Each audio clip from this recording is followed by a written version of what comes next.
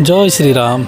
आसंतु शुणिबा रामायण कथा लक्ष्मण लाल और निषाद राजन गुहक भितर आलोचना। हरे कृष्ण।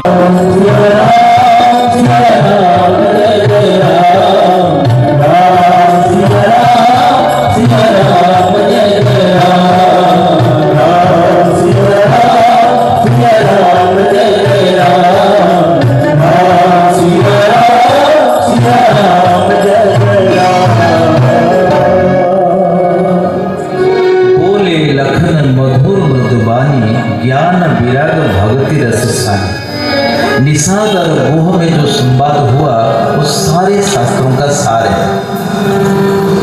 ज्ञान विराग भगति रस सानी, जिसमें ज्ञान है, विराग है और भक्ति है। क्या है? काहु न को सुख दुख कर जाता है। हे भाई निषाद, इस संसार में कोई व्यक्ति किसी को सुख दुख देने में समर्थ नहीं है।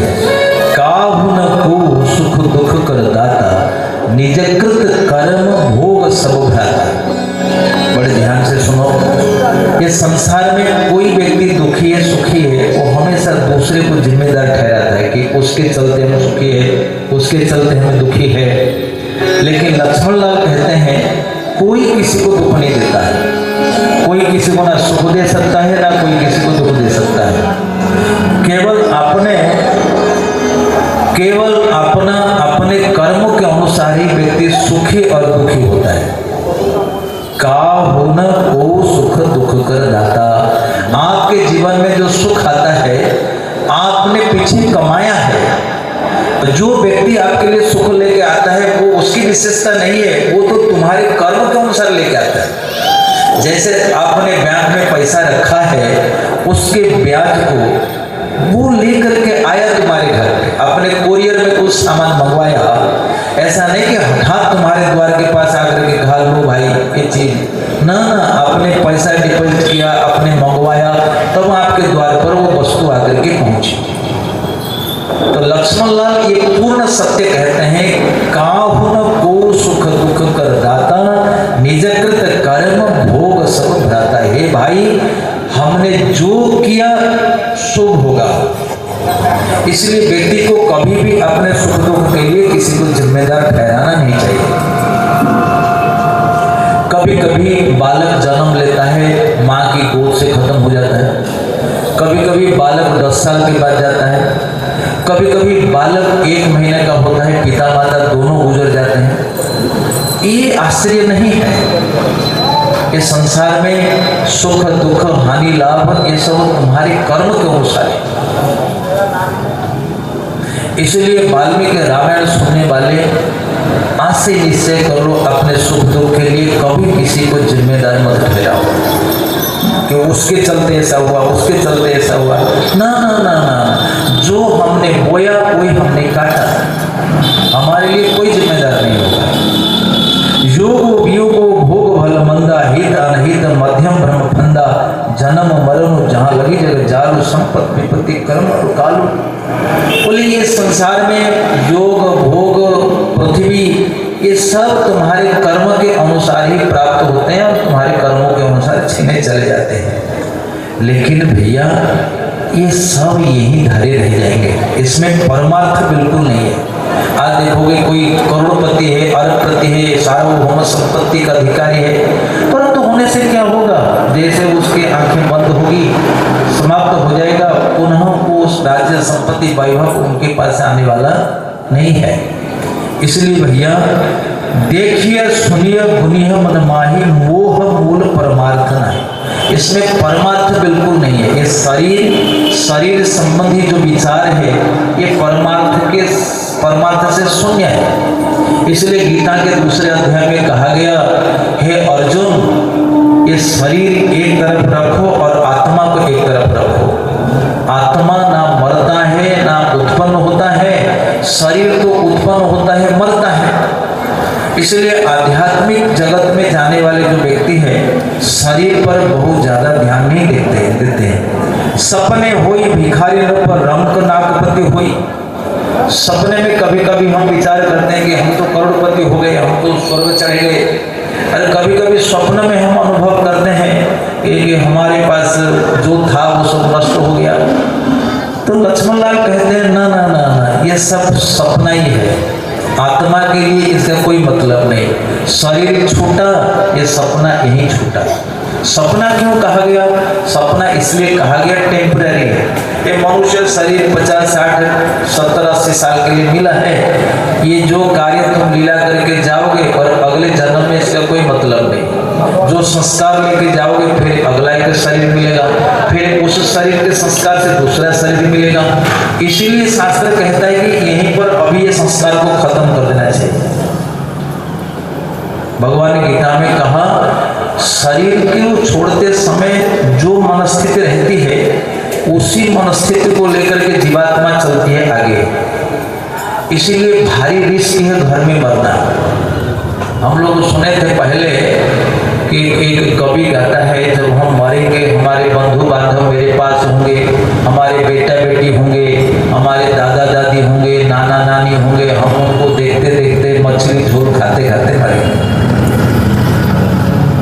तो क्या प्राप्त करेगा?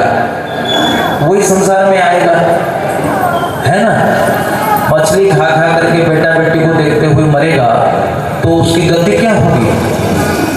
शरीरम जदवाप्नोति जच्चाप्युत्क्रामतीश्वर गृहीत्वा एतानि संयाति वायुगंधानि वा शायद। जैसे बगीचा में फूल के ऊपर से होकर के हवा जाती है, बगीचा में जिस टाइप का फूल होता है उसी की गंध लेकर के हवा चली जाती है, उसी प्रकार आत्मा जो शरीर को छोड़ करके जाती है वो शरीर की चेतना जैसी रहती है, आगामी शरीर वैसा ही मिलता है। इसलिए व्यक्ति इसी लाइफ में पुरुषार्थ करता है, इसी जीवन में, ताकि पीछे की जो चीजें हैं, जो जो हमारा भाग्य बना हुआ है वो खत्म हो जाए। भाग्य को लेकर रोने के लिए मनुष्य जन्म नहीं है। तुम्हारे जीवन में नहीं लिखा हुआ कि भगवत प्राप्ति हो, लेकिन व्यक्ति अगर सत्संग करे, भजन करे तो उनके जीवन में भगवत प्राप्ति लिखा हुआ है। यही अर्थ है। इसलिए यहाँ श्री लक्ष्मण लाल कहते हैं, सपने होई भिखारी नृप रंक नाक पति होई, जागे लाभ न हानि कछो तेमी प्रपंच जिया जोई। ये प्रपंच है। यहाँ थोड़ा सा आपको समझने में दिक्कत होती होगी। वास्तविक शरीर का आत्मा से कुछ लेना देना नहीं। भागवत में एक श्लोक 5 बार आया है, एक श्लोक, और इतनी बार कोई श्लोक नहीं आया। वो श्लोक आपको एकादश स्कंध में मिलेगा, तृतीय स्कंध में मिलेगा, चौथे स्कंध में मिलेगा, 5 बार। कौन सा श्लोक है? श्री उद्धव से भगवान श्री कृष्ण ने कहा, यही बात कही, हे उद्धव, ये जो शरीर में तुम सुख दुख देख रहे हो, इंद्रिय भोगा देख रहे हो, ये सब झूठा है। आत्मा ना तो उसके साथ संलिप्त है, ना इसके साथ कोई लेना देना है, बिल्कुल लेना देना नहीं है। अर्थे अविद्यमाने पे संसृतेर न विषयानस्य स्वप्ने अनर्थागमो यथा। थोड़ा ध्यान से सुनो इसको। अर्थे अविद्यमाने पे, बाघ बिल्कुल नहीं है, लेकिन लगता है कि बाघ हमको पंजा मार रहा है, बाघ हमको खा रहा है बाघ नहीं है, लेकिन हमको लगता है कि बाघ हमको खा रहा है। अर्थे अविद्यमाने पे संसृति न निवर्तते, बाघ नहीं होते हुए भी बाघ हमको छीन भिन करके खा रहा है, ऐसा अनुभव हो रहा है। बोले क्यों? ध्यायतो विषयानस्य, क्योंकि तुमने बाघ का बहुत तेज ध्यान किया है, उसके चलते तुम्हारी ये दशा हुई।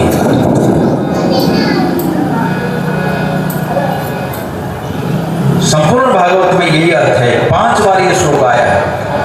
अर्थे अविद्यमाने भी संसृति न निवर्तते, ध्यायतो विषयानांश पुंसो अनर्थ स्वप्ने अनर्थागमो यथा। हमारे शरीर के साथ आत्मा का बिल्कुल लेना देना नहीं है, बिल्कुल लेना देना नहीं है। ये क्या जन्म लेगा, क्या करेगा, क्या नहीं होगा, इसका कुछ लेना देना नहीं। इसलिए आत्मा परेशान हो रहा है कि कब यहाँ से हम छूटेंगे, कब यहाँ से हम छूटेंगे, लेकिन शरीर भाव उसको छोड़ता नहीं है। एक शरीर से दूसरा, दूसरा शरीर से तीसरा, तीसरे शरीर के बाद चौथा, लाखों जोनी में आए गए मरे, आए जाए 84 लाख जोनी। तो लक्ष्मण लाल कहते हैं कि सपने होई भिखारी रूप रंकु नागपति होई, जागे लाभो न हानि कछु तिमी प्रपंच जोई। ये प्रपंच माने 5 तत्वों का, क्षितिजल पावक गगन समीरा, इसका जो विस्तार है, हमारा शरीर है, आप कहते हैं ये हमारी माँ है, ये हमारे पिता है, ये भाई बंधु कुटुंब कबीले, ये सब झूठा है, सच में मिथ्या है। अच्छा, आप कहोगे कैसे प्रभु जी आप कह सकते हैं मिथ्या है? हम अभी प्रमाणित करेंगे मिथ्या है। मिथ्या शब्द का अर्थ शास्त्र में टेम्पररी अर्थ में लगता है। ये ज्यादा समय तक तुम्हारे पास नहीं रहने वाले, ना तुम्हारी पत्नी रहेगी, ना तुम्हारा बेटा रहेगा, ना तुम्हारे पिताजी रहेंगे, ना तुम्हारी देह रहेगी। ये थोड़े समय के लिए है, फिर उसके बाद फिर दूसरे कोई माँ पिता मिलेंगे, फिर कहेंगे ये हमारी माँ है, फिर और कोई माँ पिता मिलेंगे, फिर कहेंगे ये हमारी माँ पिता है। इस प्रकार से जीवन में ना व्यक्ति परेशान हो जाता है। कितनी माताओं को बदला। चैतन्य महाप्रभु कहते हैं सच्ची माता से, जीवन में व्यक्ति ना जाने लाखों माता पिता को बदल देता है, पर जिस दिन गुरु को माता पिता के रूप में स्वीकार कर लेता है, उसी दिन उसके जीवन की संस्कृति खत्म हो जाती है। जीवन में भगवान को माता पिता के रूप में मान लेता है। इसलिए बार बार सत्संग सुनो, तभी ये होगा, एक दिन में नहीं होगा। जब बहु काल करिए सत्संग, तब वही सब संशय भंगा। मित्रों, एक दिन में तो नहीं होगा, धीरे धीरे करके समझते समझते होगा। इस शरीर क्षणिक है, हमारे सांसारिक रिलेशन भी कर। आप एक पत्नी के साथ कितने दिन रिलेशन रख सकते हैं? 50 साल, उससे ज्यादा तो नहीं रख सकते। मान लीजिए तुम्हारा विवाह होगा 25 वर्ष में, 25 वर्ष में विवाह होगा और 80 वर्ष में मान लीजिए व्यक्ति मरेगा, तो कितना साल? 55 साल पत्नी के साथ रह सकता है। या तो पत्नी आगे जाएगी, या तो पति पीछे जाएगा, या तो पति आगे जाएगा, पत्नी पीछे जाएगी। एक दिन ना एक दिन तो जुदा होना है। जहां तक बेटा बेटी की बात है, बेटा बेटी तो पहले ही अलग हो जाते हैं।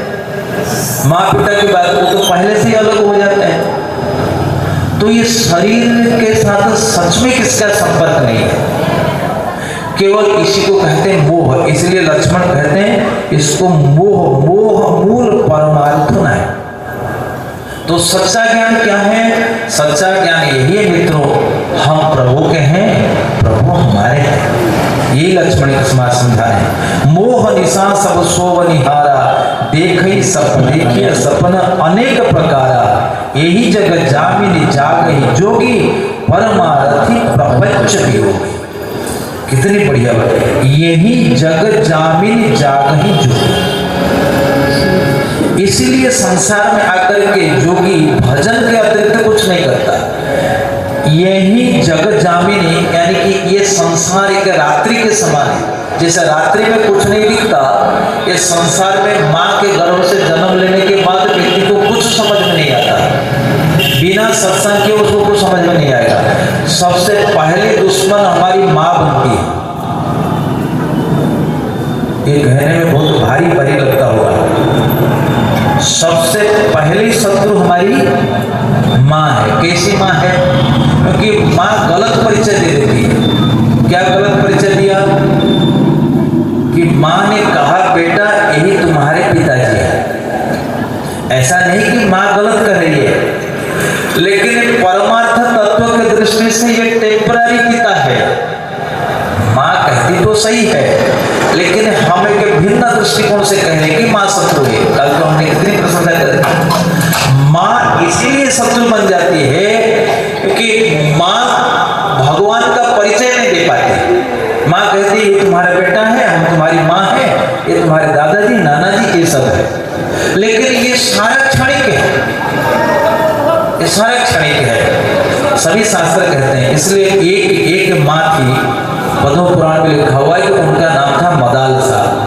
तो मदालसा के गर्भ से जितने बच्चे पैदा होते थे, मदालसा कहते थे शुद्धों से, बुद्धों से, निरंजनों से। तुम शुद्ध हो, तुम बुद्ध हो, तुम निरंजन हो, तुम अखंड आत्मा हो। ना मैं तुम्हारी माँ हूं, ना कि तुम्हारे पिता है। ये थोड़ी गंभीर बात है ना?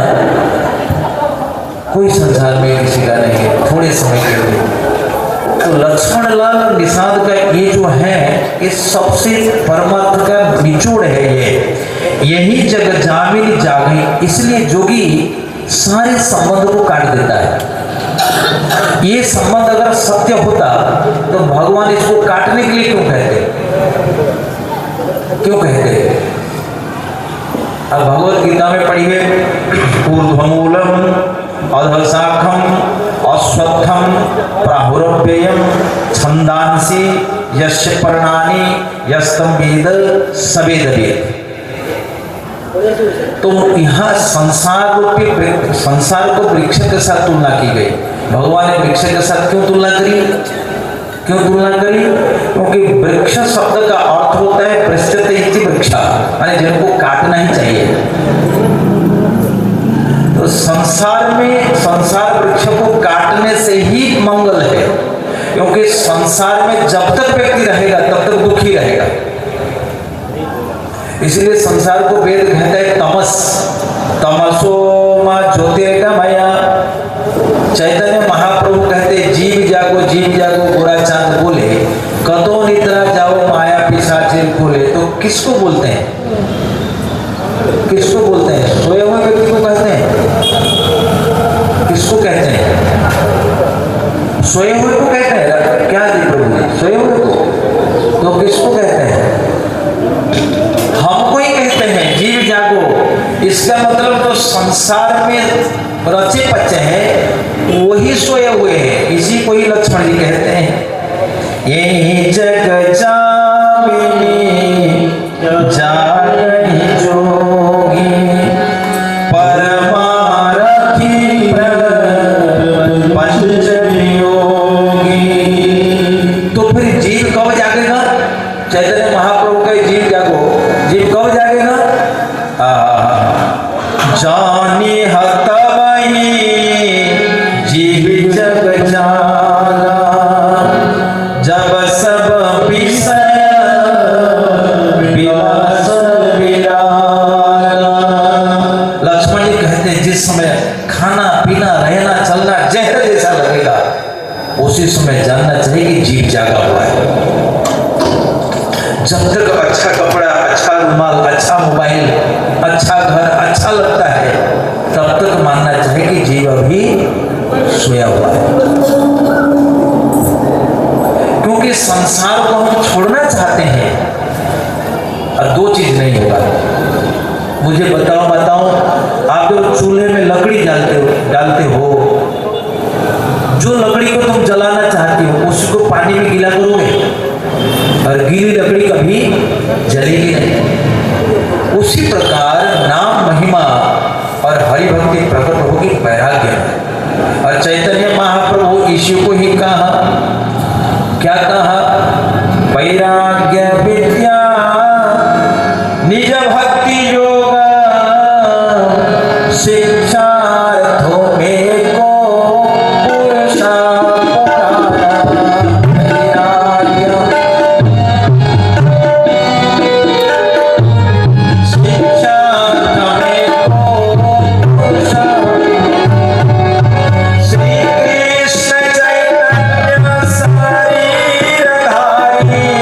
श्री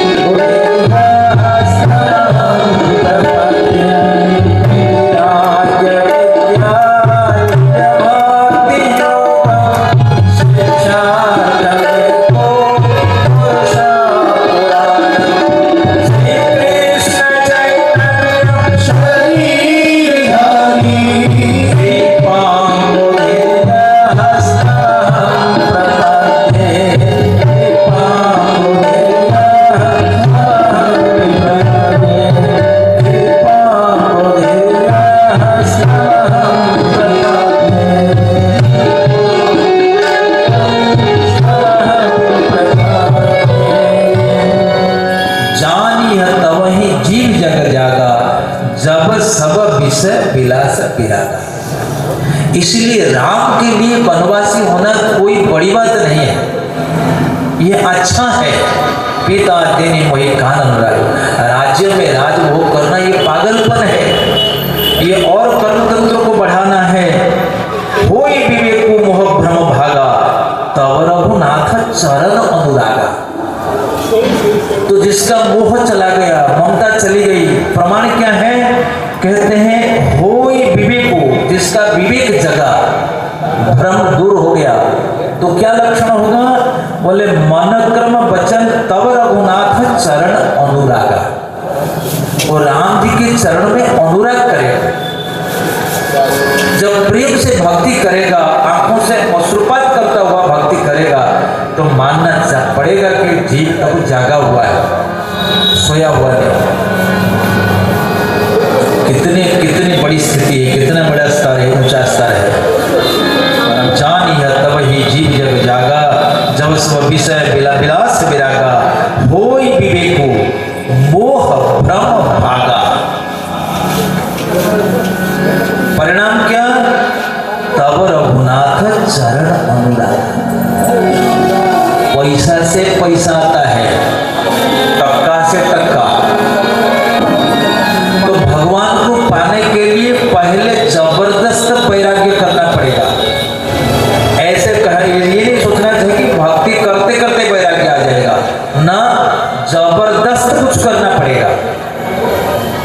लक्ष्मण कह रहे हैं कि मेरे भाई नीचे सोए हुए हैं, हम सोएंगे कैसे?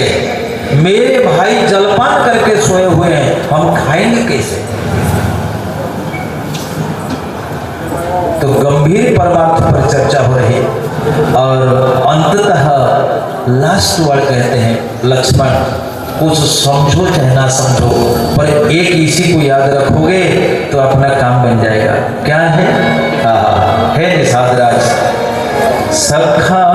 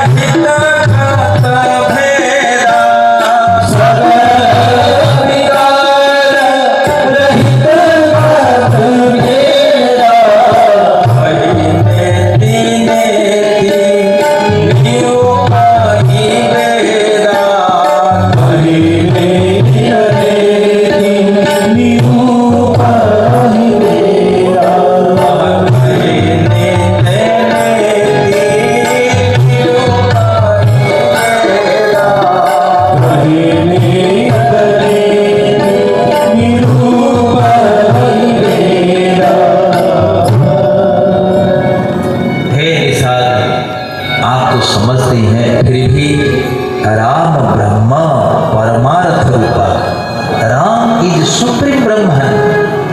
ब्रह्म शब्द का क्या अर्थ है? ब्रह्म माने संस्कृत में ब्रह्मते ब्रह्मयते इति ब्रह्मा, जो स्वयं बड़ा है, जिससे और अधिक कोई बृहत्तम वस्तु हो नहीं सकती, और जिस ब्रह्म का आश्रय करता है कोई, वो ब्रह्म उसको उसके समान कर देता है, उसको ब्रह्म कहते हैं। ब्रह्म के दो परिभाषा है, ब्रह्मते ब्रह्मयते इति ब्रह्मा। दूसरा परमार्थ, अर्थ माने प्रयोजन। जीवन में व्यक्ति कोई भी काम करे खुश नहीं हो सकता। He can never ever satisfied until the attainment of God. जब तक भगवान की प्राप्ति नहीं करेगा तब तक जीवन में कभी उसको सुख नहीं मिलेगा, कभी नहीं मिलेगा। आप जिसको सुख कहते हो, थोड़ा खा पी करके शादी ब्याह कर रहना, वो परम दुख है। देखो हमारा शास्त्र कहता है अंत भला तो सब भला, अंत बुरा तो सब बुरा। जो आगे बुढ़ापा है, व्यक्ति खा नहीं पाएगा, पी नहीं पाएगा, देख नहीं पाएगा, चख नहीं पाएगा, तो क्या स्वार्थ है? भगवान सबसे ज्यादा क्या कहेंगे, सबसे ज्यादा अपमानजनक शरीर मनुष्यों को दिया है। वेरी ऑफेंसिव बॉडी है ना। शेर भालू का भी ऐसा नहीं है, सबसे गंदा शरीर मनुष्य का है। मुझे बताओ, शेर भालू गाय कौन सा साबुन लगा करके नहाते हैं, लेकिन उनके शरीर से कभी भी बैड स्मेल नहीं आती। मनुष्य एक दिन नहीं नहाएगा तो उससे दुर्गंध आती है। क्यों? क्योंकि मनुष्य को भगवान ने बुद्धि दी है, और बुद्धि के साथ भारी परेशानियां दे दी, ताकि ये तड़पे, ये क्वेश्चन करे कि क्यों हमको इतना दुख है, क्यों इतना दुख है। क्या भगवान चाहते तो हंस पंख के समान हमको बढ़िया नहीं बना सकते थे? बना सकते थे, पर जानबूझ करके गंदा शरीर दिया है। बताओ, मनुष्य के श्रेष्ठ जीव है। गाय घास खाती है, गोबर छोड़ती है, गोबर को हम लिपा पोता करते हैं, और तुम पनीर सब्जी खा कर गोबर छोड़ोगे, उसको लिपा पोता करेगा कोई? बताओ, करेगा? कहोगे हम बढ़िया बढ़िया रसगुल्ला खाएंगे, गोबर छोड़ेंगे लोग, करेगा कोई? सबसे गंदा है, सबसे गंदा है ना। इंसान का मल सबसे गंदा है। गोमूत्र पी लेते हैं, देख लीजिएगा।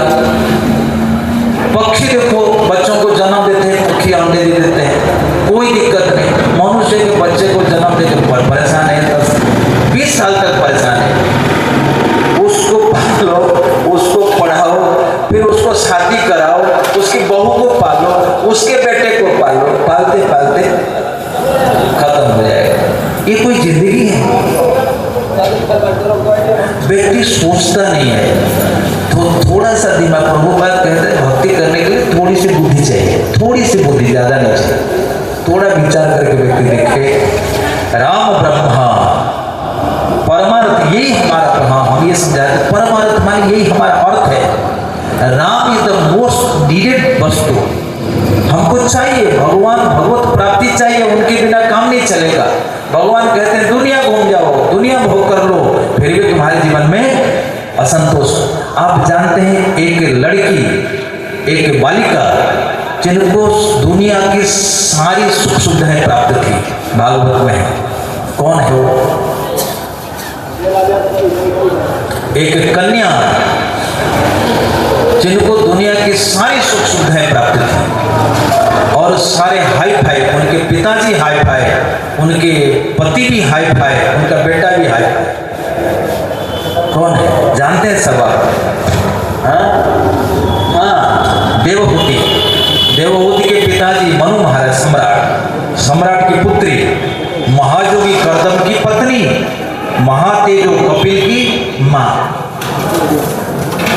इतना फॉर्चुनेट कोई नहीं हो सकती, इतने सौभाग्यशाली। लेकिन एक दिन अपने पुत्र के पास बैठ करके कहती है, माँ बेटा मैं असंतुष्ट रहे, मैं असंतुष्ट रहे। और इतना नहीं, पुत्र की शरण में जाती है माँ, हे पुत्र हमको ब्रह्म तत्व का ज्ञान सार्थक कर। तम त्वागताहं शरणं शरण्यं स्वभव्य संसारतरो कुठारं जिज्ञासयाहं प्रकृतिपुरुषस्य नमामि सद्धर्म वेदां वरिष्ठम। हे पुत्र, धर्म और ज्ञान में तुम वरिष्ठ हो, हमारे भ्रम को दूर करो। वो माँ कहती है, मैं दुखी हूं, तुम्हारे पास क्या है? सुमित्रों, राम परमार्थ रूप है। अभिगत, अभिगत शब्द का अर्थ होता है वर्तमान, हमेशा। लोग नहीं समझ पाते अरूपा, अनुपा, सॉरी अरूपा नहीं, अनुपा। अभिगत अलग, अनादि, अनुपा। राम के साथ किसकी तुलना नहीं हो सकती। राम अनुपम है, राम अनादि है। अनादि माने उसका मूल, उसका आरंभ खोजना असंभव है। ईश्वर परम कृष्ण सच्चिदानंद विग्रह अनादि आदि गोविंद सर्व कारण कारणम। अलख, अलख माने राम जी को लखना इतना आसान नहीं है। राम ही केवल प्रेम प्यारा, जानी ले जो जाननी हारा।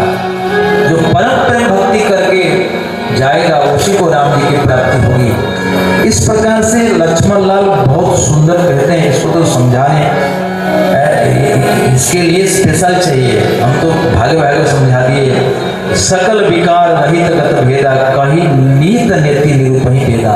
वेद जिसका वर्णन नहीं कर सकता, नेति नेति कह करके वेद नमस्कार करता है। हे निषाद राज गुह, ये वही वो राम है, वही राम आज भूमि सैया पर शयन कर रहे।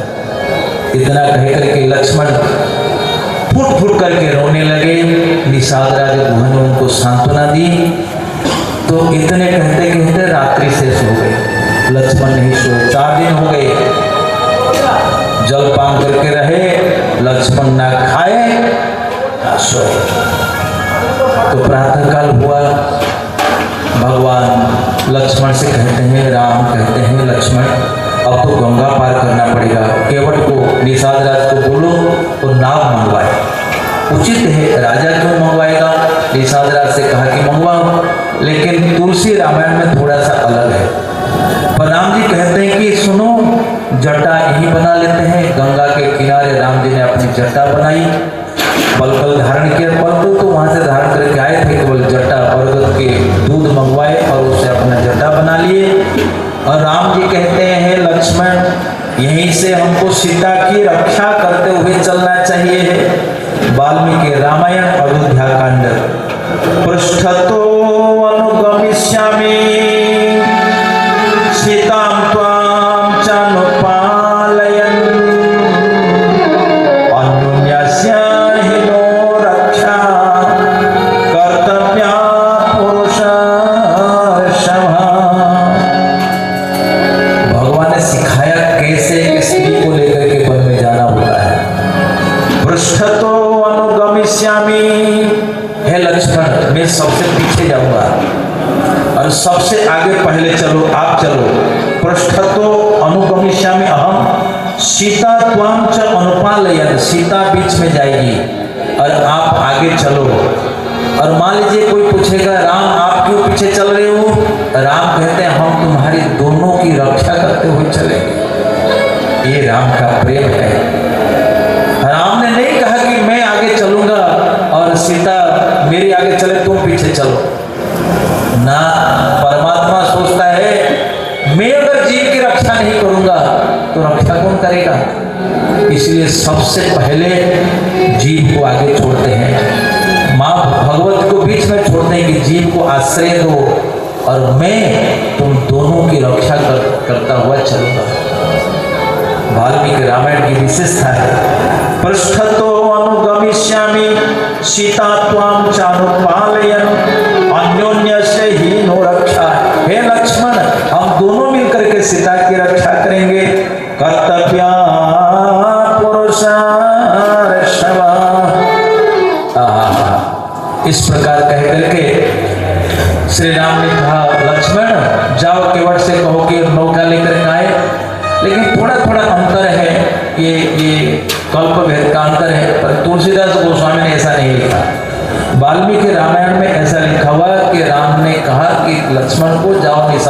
सबको नाव मंगाए।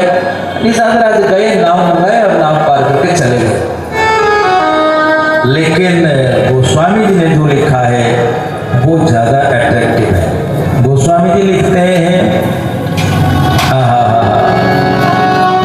बोले राम जी ने स्वयं केवट से कहा, ए भाई केवट, नाव लेकर के आओ, हमको तो उधर गंगा पार जाना है। लेकिन केवट ने नहीं लाया। क्यों नहीं लाया? गोस्वामी जी लिखते हैं, मांगे नाव केवट आना, मांगी नाव केवट आना, कहाई तुम्हारे मरम में जाना, कहाई तुम्हारे मरम में जाना, मांगे नाव केवट आना, मांगी नाव केवट आना, शरण कमल कहा सब कहाए, चरण कमल कहा सब कहाए, मानुष करने कोई कछु आए, मानुष करने कोई कछु आए, सुअत सीला भई नारी सुहाई, सुअत सीला भई नारी सुहाई, बाहन दिन काठ कठिनाई, बाहन दिन काठ कठिनाई, बाहन दिन काठ कठिनाई, बाहन दिन काठ कठिनाई। भगवान राम ने कहा, अरे नाविक लेट जाओ। अच्छा क्यों मांगेंगे? कि केवट ने सारी व्यवस्था की थी। देखो कल राम गंगा पार जाएंगे, कोई नाविक नाव लेकर के नहीं आएगा, सारा उस पार चले जाओ। रात्रि को योजना बनी, सारी नौका उस पार। देखो मैं कह रहा हूँ, वाल्मीकि रामायण में ऐसा नहीं है, तुलसी रामायण में ऐसा उन्होंने वर्णन किया है, सारी गंगा उस पार। तो भगवान ने देखा जो केवट है वो हमारा पुराना भक्त है, उसने विचार किया है, तो भगवान लक्ष्मण को नहीं बोलते, सुमंत्र को नहीं बोलते, निषाद राज को भी नहीं बोले। ठाकुर जी ने कहा, देखो जिनके नाम लेने मात्र से व्यक्ति भवसागर से पार होता है, आज वो असमर्थ है, क्योंकि भक्त को बढ़ाई देना चाहते हैं। भगवान सदैव अपने भक्तों को बढ़ाई देता है। इसलिए यहाँ गोस्वामी लिखते हैं, मांगे नावन केवट आना, मांगे नावन केवट आना, कहाई तुम्हारा मरम में जाना, कहाई तुम्हारा मरम में जाना। केवट कहता है, हे प्रभु मैं नौका लेकर के नहीं आऊंगा। भगवान ने कहा, क्यों नहीं लेकर के आओगे? बोले हम जानते हैं। बोले क्या जानते हो? बोले हम तुम्हारी मर्म की बात को जानते हैं। तुम कौन हो? हम जानते हैं। अच्छा तुम जानते हो मैं कौन हूँ, बताओ। तो केवट कहता है, सर प्रभु आप में के दोष है। भगवान ने कहा, अच्छा सारे लोग तो हमारी प्रशंसा करते हैं, तुमने हमारा दोष गिनाया, तो बताओ हमारा क्या दोष है? प्रभु आप में दोष नहीं, आपके चरण कमल का दोष है। अच्छा क्या चरण कमलों का दोष है? बोले प्रभु जी नहीं, चरण कमलों का दोष नहीं है, चरण कमलों में जो धूल लगी हुई ना, जो रज है, उसका दोष है। अच्छा उसका दोष है, उसका क्या दोष है? बोले मैंने ऐसा सुना है कि मानुष करनी मोरी को छुपाई। आपके पैरों के रज, चरण कमलों के रज जहाँ छू जाती है वो मनुष्य हो जाता है। भगवान हम तो केवट है, नौका से हमारा परिवार गुजर बसर हम करते हैं। अब मेरी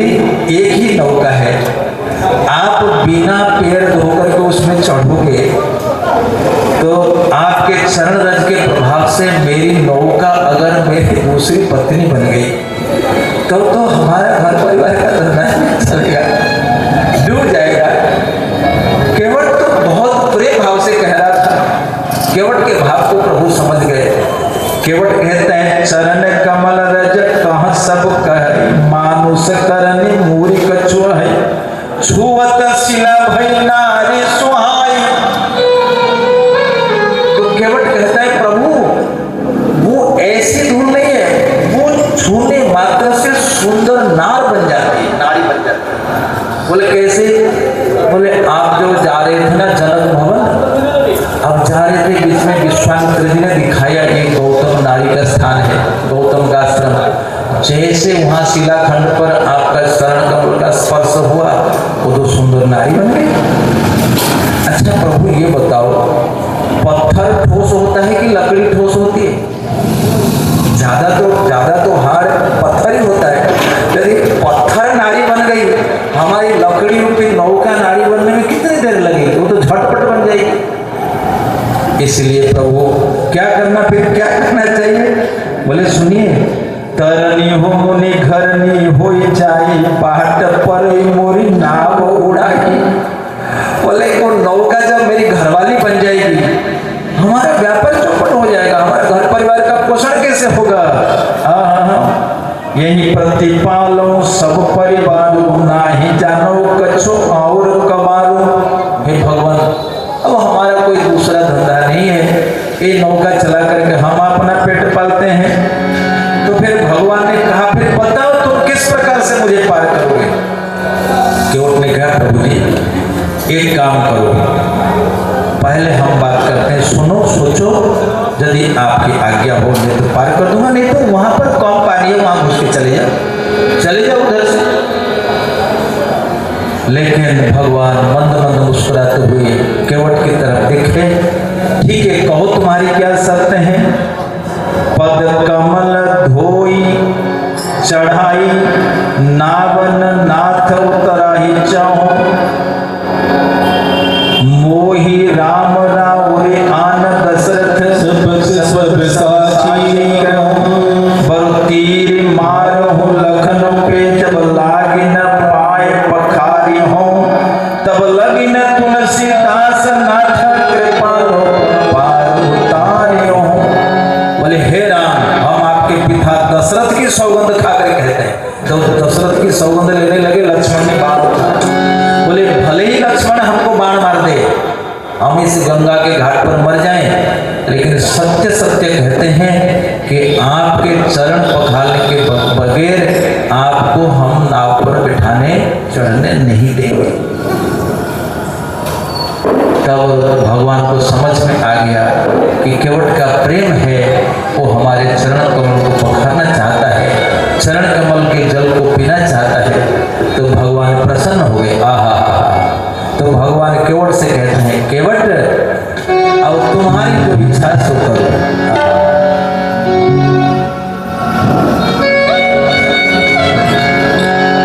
कृपा सिंधु बोले मुस्काई सोई करो दीप बनाव लगाई।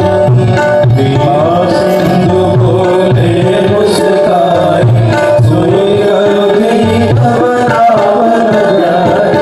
दीर्घ आन गल पाय पखारी हो तब लंब तारही पारी।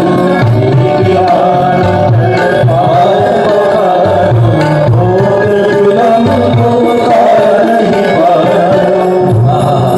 भगवान के भाव को समझ गए, प्रभु उनको आदेश दे दे, ठीक है जैसी आपकी इच्छा है, जल्दी जल्दी करो। कृपा सिंधु बोले मुस्काए, कृपा सिंधु बोले मुस्काए, कृपा सिंधु बोले मुस्काए, कृपा सिंधु बोले मुस्काए।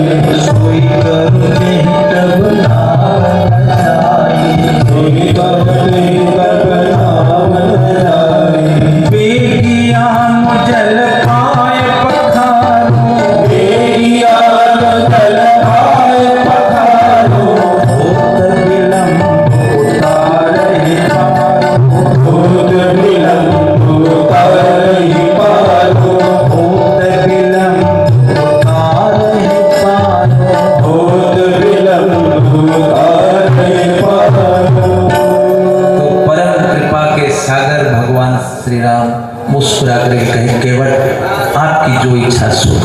जल्दी जल्दी जल लाओ।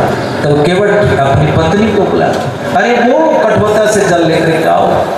तो वो उनकी पत्नी आती है और जल लेकर के आती है और दोनों मिलकर के भगवान के चरण पखारते हैं। पद पखारी जल पान करे, आप सहित परिवार, पितर पार करी प्रभु ही तुने, मुदित केवट को परम आनंद हो रहा था। अति आनंद उमगे अनुराधा, अति आनंद उमगे अनुराधा, चरण सरोज पखारन लागा, चरण सरोज पखारन लागा, बरसि सुमन सुर सकल सिहाई, बरसि सुमन सुर सकल सिहाई, सम पुण्य पुण्य ई सब पुण्य पुण्य होई, सम पुण्य ई सब पुण्य पुण्य होई, सम पुण्य ई सब पुण्य पुण्य होई। अति आनंद उमगे अनुरागा, परम आनंद के साथ केवट गंगा के जल से भगवान के चरण कमलों को पखारा, परम आनंदित हुआ। धार धार अश्रुओं का प्रभाव हो रहा था। आहा, परसे सुमन सुर, सारे देवता लोग केवट के भाग्य की प्रशंसा कर रहे थे। इस प्रकार से पुण्यशाली व्यक्ति संसार में कोई नहीं है।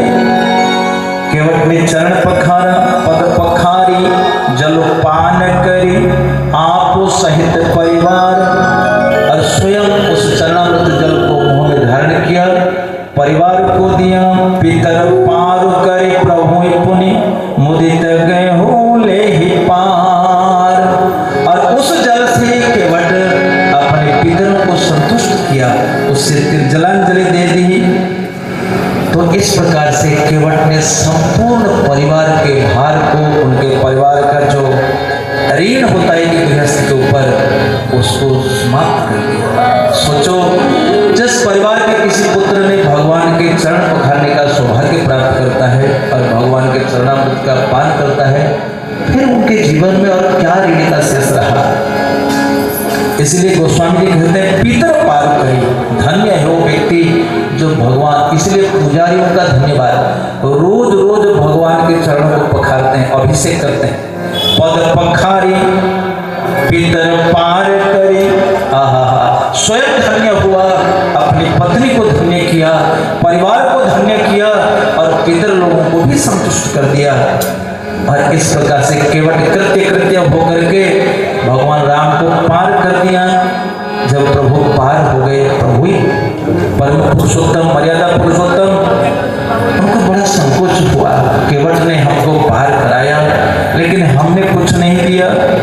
उतरे ठांड भय सुर सरिता, उतरे ठांड भय सुर सरिता, सिय राम लखन समेता, सिय राम लखन समेता, केवट उतरी दंडवत की, केवट उतरी दंडवत की, मोहि सकुच नाही कछु दीना, मोहि सकुच नाही कुछ दीना,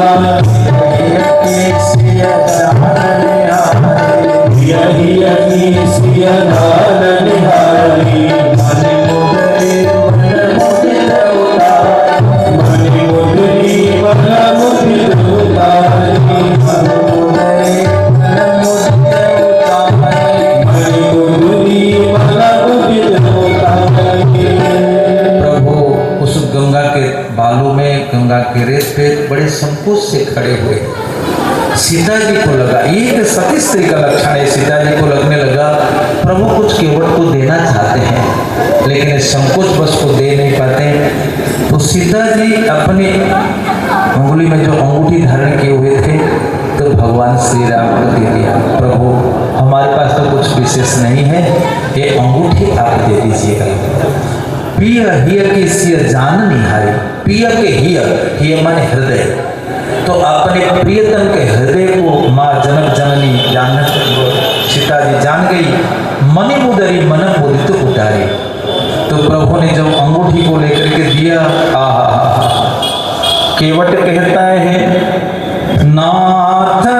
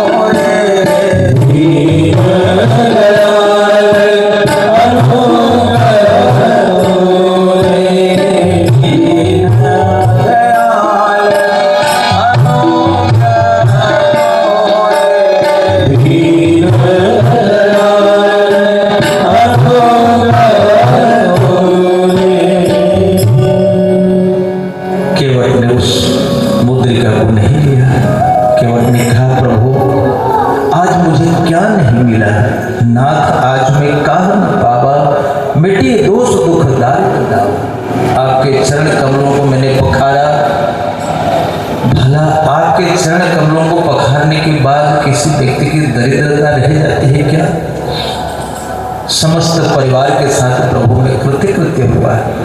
नाथ, अब मुझे कुछ नहीं चाहिए, जीवन में जिसको पाना था आज मैं पा गया, अब कुछ नाथ न चाहिए मोए। हे दीन दयाल, बस ऐसी कृपा हमारे पर बनाए रखना। हाँ, फिरती बार मोहित देवा, जब आप इसी मार्ग से होकर वापस लौटोगे, मुझे जो दोगे वो हम अपने सिर पर खाएंगे। इस प्रकार केवट ने अपनी कृतज्ञता प्रकट की। प्रभु जी बहुत कीन प्रभु लखन से नहीं कछु केवट ले, विदा कीनी करुणा यतन भगति विमल पड़ते। जब कोई व्यक्ति कुछ लेने के लिए नहीं चाहता तो भगवान के पास एक अनमोल वस्तु होती है, उसको कहते हैं भगवान की प्रेमा भक्ति। भगवान श्री राम ने केवट को अपनी प्रेमा भक्ति प्रदान किया और केवट से विदाई मांगकर भगवान गंगा पार करके चित्रकूट की ओर बढ़े। पर बीच रास्ते में प्रयागराज आएगा, तो कल हम सुनेंगे कैसे भगवान श्री राम अपने सखा के साथ प्रयागराज की ओर बढ़ते हैं। उनके साथ अभी 4 लोग हैं। सुमंत्र को उन्होंने यहीं से विदा कर दिया। एक गंगा घाट से सुमंत्र चले जाएंगे, लेकिन गंगा पार करके श्री गोहद, राम, लक्ष्मण, सीता 4 लोग जाएंगे भारद्वाज आश्रम। फिर यमुना पार करा करके भगवान श्री राम निषादराज गुहो को भेज देंगे। आगे 3 लोग चलेंगे चित्रकूट, वहाँ प्रयागराज में भारद्वाज आश्रम में मिलेंगे और चित्रकूट में वाल्मीकि आश्रम में मिलेंगे। तो ये कथा हम कल सुनाएंगे। 9:30 हो